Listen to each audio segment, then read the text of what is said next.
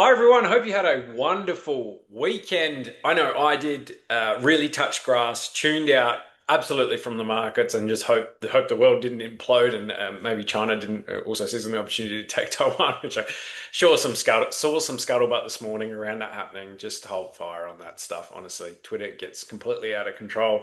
Um, there's a few things I do want to show you today, as well as, potentially looking at exploring opportunities.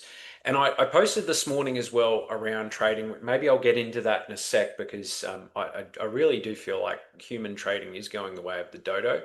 As humans, we have an innate edge via intuition and seeing bigger pictures. And I think we need to get hyper disciplined at finding a niche which we're really good at, but I don't think we're going to beat machines in a shorter term time set. So just waiting for my AI to start recording, but that's okay. We won't really worry about the transcript right now. Let's just get into it.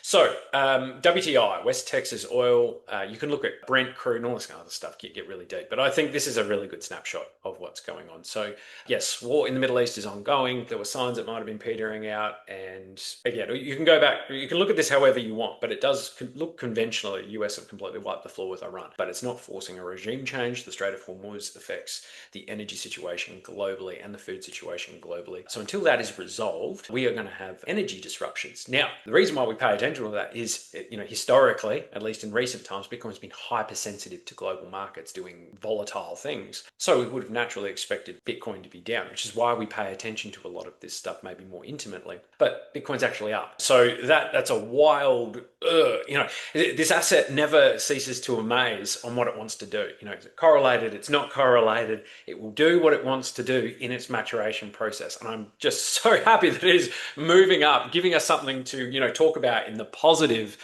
while everything else is really struggling. That includes gold. So Bitcoin kind of following now. I'm just wondering to myself, maybe 12 months ago, 6 months ago, when gold started its run, we were looking at that lag between Bitcoin and gold.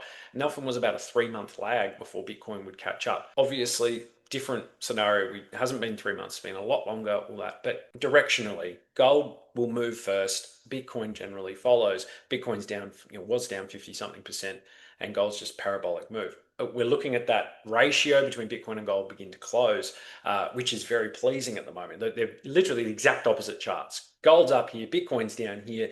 There's the path of least resistance is for these jaws to close once Bitcoin finds